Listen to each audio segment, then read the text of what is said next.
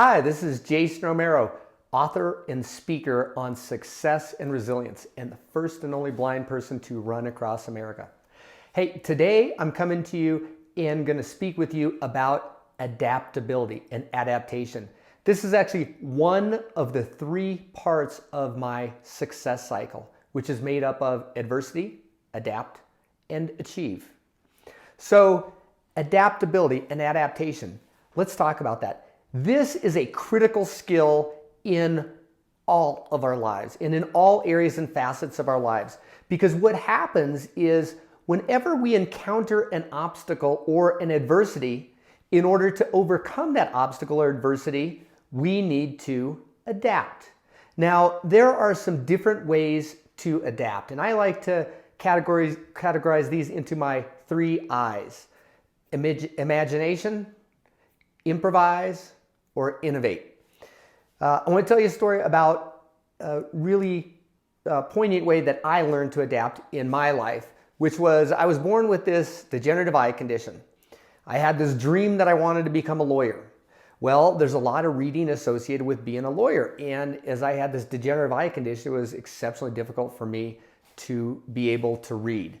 And when I went through school and academics, my deteriorating eyesight continuously caused me problems. In my talks to some different groups, I speak about that journey. So let's listen in here real quickly and hear a little bit about what it was like to grow up with a degenerative eye condition and the adaptations that I used in order to overcome that.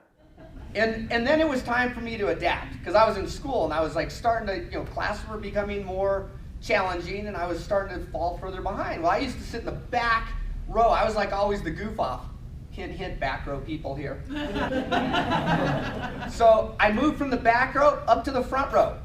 I still couldn't see the chalkboard. For you millennials, that's a whiteboard. Translation. But I still couldn't see what was up there. Like the whole time, I was like, how are people seeing? Like the teacher's putting something up there, and everybody like appears to be taking notes.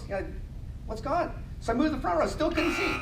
Then I started, my stepfather had a great idea. He was a lawyer. And he said, why don't we go to Walgreens and get you some half-glass readers? Maybe magnifiers can help. So we went and I got these, and now that I have some gray, about 50, kind of distinguished wearing them, right? These did not help my chances of going to homecoming. At 14, and I got ridiculed. I got made fun of. I got called, nerd, dork, locked in lockers. It was horrible. But that didn't work. Next adaptation attempt, my mom had an idea. She's like, well, why don't we get you like binoculars, but a monocular, right? Maybe I could be discreet in the front row and kind of look at the chalkboard, have my half-glass read. You guys are laughing. This is my life, dude. But it still didn't help. Like I was, and as the courses became more and more challenging, I was falling further and further behind. And my final adaptation, which ended up working, was this guy. So simple, right? But what happened was after school was over, sports, socializing, I would retreat back to my desk in my house, and I had 4 lamps on my desk because with more light, my eyes can perceive more. And I would sit there with my textbook, my granny glasses, and my magnifying glass, and I would teach myself to learn from books, and I would study every night until midnight if it was a particularly tough night, maybe until 1, 2, 3 in the morning, whatever it took. And that's how I ended up getting through school. But I figured it out, right? Eventually I went to college.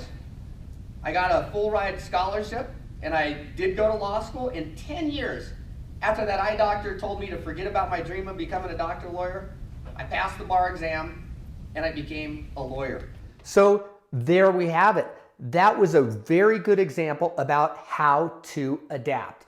And remember, when we adapt, you don't necessarily just adapt one time. I think that was a great lesson in here. And just to kind of talk about those 3 I's, improvise, imagine, innovate. An improvisation that I used was when I found out that I had the degenerative eye disease, I moved from the back of the classroom up to the front of the classroom. That was improvising. That was using what already existed and trying to make it work, just in a different way. Well, that didn't work. Next thing, you have to innovate or imagine different types of things. So what did I do? I tried the half-glass readers, I tried the monocular, I tried different things, and those still didn't work. So I had to continue adapting, although certain adaptations failed. At the end, what I found that worked was using those half-glass readers, going back to my desk and using, I'm not sure if I mentioned this in the videos, but on my desk I had 4 lamps, which gives extra light because my eyes pick up more information with more light, and a magnifying glass. So half-glass readers, magnifying glass, and more light in a quiet environment. And that was my final adaptation that worked. But there were a variety of iterations of adaptations. So remember, when you're confronting an adversity or a problem, all that you have to do is adapt. The first adaptation may not work, so you may need to do it multiple and successive times. Don't be discouraged. It happens all the time with things that are difficult or difficult adversities. And the 3 I's to use are improvise, imagine, and innovate. This has been Jason Romero. If you like what you heard, check out my website, www.jasonromero.net. On a weekly basis, I'm putting out video content on a variety of different topics, dealing with success and resilience. Check out my other videos and be on the lookout and keep moving forward. You can do this.